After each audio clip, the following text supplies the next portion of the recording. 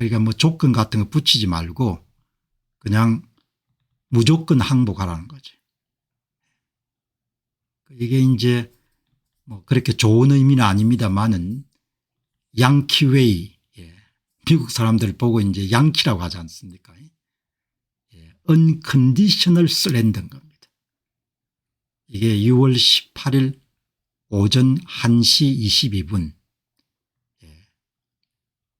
한국 시간으로 아마 이렇게 표시가 될 겁니다.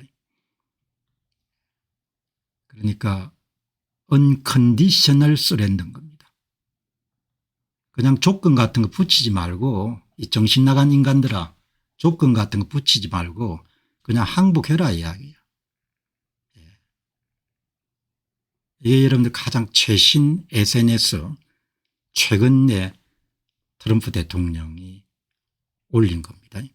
그러니까 저도 이제 방송 준비 다 마치고 조금 쉬었다가 이제 방송 시작하려고 하는데 그냥 이 소식이 터져 가지고 막판까지 여러분들 그냥 허둥허둥 이렇게 작성할 정도로 unconditional surrender인 겁니다.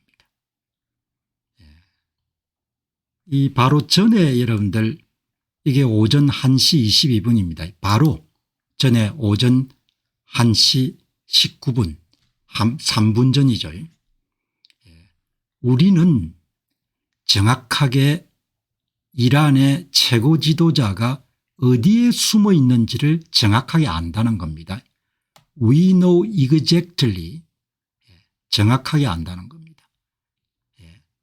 그는 easy target 쉬운 타겟이고 그러나 거기에 있으면 뭐 아직은 안전할 것이다. 우리는 최소한 지금은 이란의 최고 지도자를 죽이지 않을 것이다. 우리는 민간인을 향하는 그런 미사일을 원하지 않는다. 그리고 미국 병사들을 향해서 중동에 체류하고 있는 미군을 향해 가지고 미사일을 때리는 것을 우리는 원하지 않는다. 중동에 미군 기지가 여러분들 작은 기지들이 여러 개가 있는데 그중에 이란산 미사일을 이란이 지원하는 그런 단체를 통해 가지고 조금 전에 여러분들 이렇게 발사를 한 겁니다. 그게 전쟁 명분을 주는 겁니다. 우리의 인내심은 지금 점점 옅어지고 있다. 이렇게 이야기하는 거죠. 이게 3분 전입니다. 3분 19분 이거 작성하고 나서 이러면 그 다음에 3분 후에 오전 1시 20분에 unconditional surrender. 그러니까 이 트럼프 대통령의 SNS를 보는 것은 그 지도자의 심적 상태라든지 또 심적인 변화를 이렇게 엿볼 수가 있기 때문에 타임라인을 따라서 좀 추적하는 것은 대단히 중요한 정보입니다. 그러니까 저는 이 미국이 여러분들 그냥 뭐 참전할 수밖에 없다는 것을 계속 이렇게 쫓아간 거죠. 그다음에 이제 오전 12시 55분입니다. 그러니까 역순으로 지금 들어간 겁니다. 우리는 지금 완전하고 거의 전적으로 이란 상공을 통제하고 있습니다. 여기서 위라는 것은 이스라엘하고 이란이 아니고 이스라엘하고 미국이 아니고 그냥 위가 미국입니다. 미국. 이스라엘하고 관계가 없는 겁니다.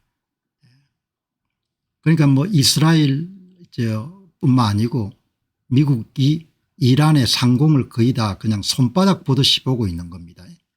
이란은 좋은 스카이 트래커와 기타 방어 장비를 갖추고 있었지만 미국이 만들고 구상하며 제조한 미사일이라든지 방공망과는 비교할 수가 없습니다. 미국만큼 잘하는 사람은 없습니다. 당연하게 여러분들 최고도의 여러분들 제품을 만들어낼 수 있으니까. We now have complete and total control of the skies of Iran입니다. 너희들이 하늘이 아니라는 거죠. 미국의 하늘이라는 겁니다. 그러니까 여러분들 지금 보면은 어마어마한 겁니다.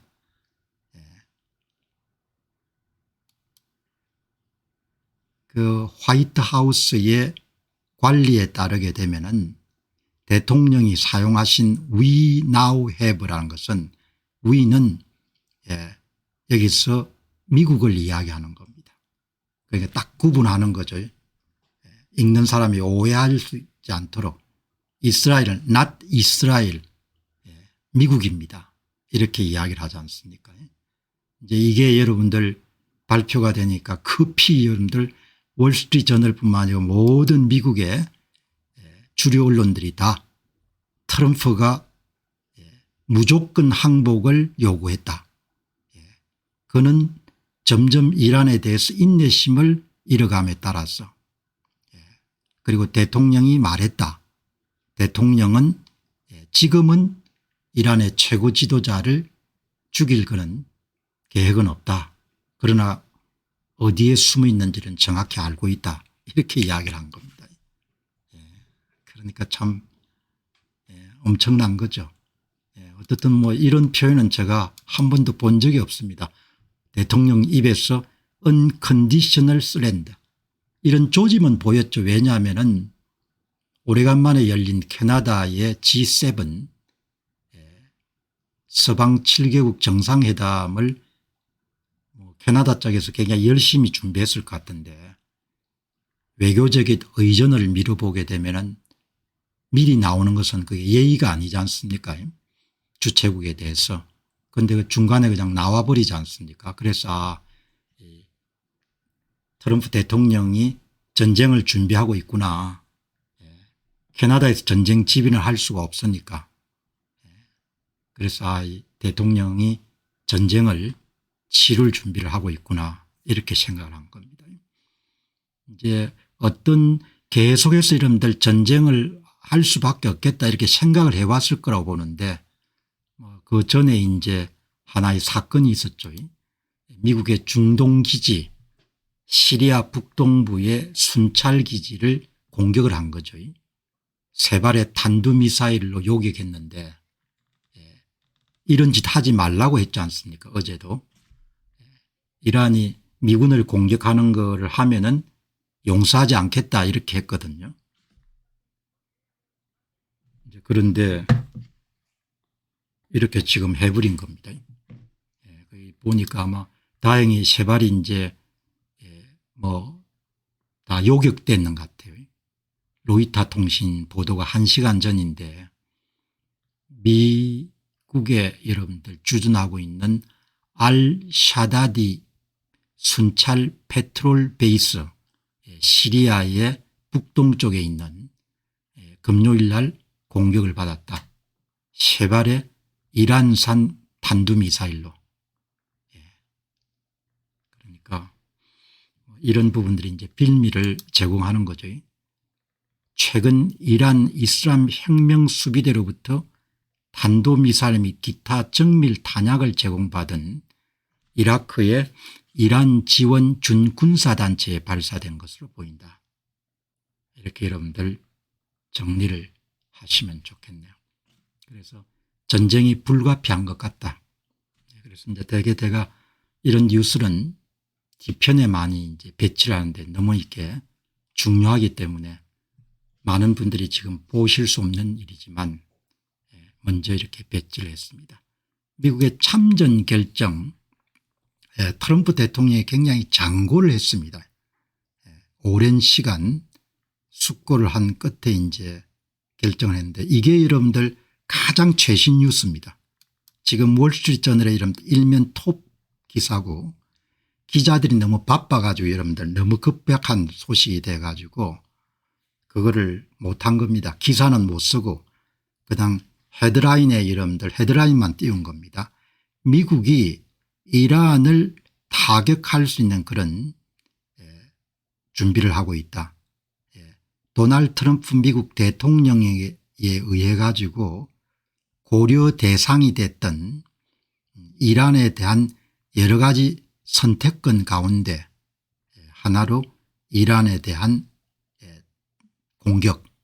공격을 지금 고려하고 있다. 이 위에 보시면 브레이킹 붉은색으로 해가지고 트럼프가 미국의 공격, 미국이 주도하는 이란에 대한 공격을 포함해 가지고 이란에 대항하는 여러 개의 옵션을 고려하고 있다. 그래서 이제 캐나다에서 열린 G7 회의를 다 끝까지 못 마치고 그다음에 이제 바로 캐나다에서 워싱턴 DC의 백악관으로 그냥 돌아온 거죠. 그래서 이게 이제 뭐 기사가 없습니다. 왜냐하면은 이제 백악관으로 급히 돌아온 다음에 여기 보시죠. 대통령이 백악관의 그런 시츄에이션 룸이니까 아마 위기관리실 같은 거네. 그래서 트럼프 행정부의 국방안보 톱 그런 어드바이저 최고위직들과 미팅을 가졌다. 그죠? 그렇게 여러분들 볼 수가 있는 겁니다.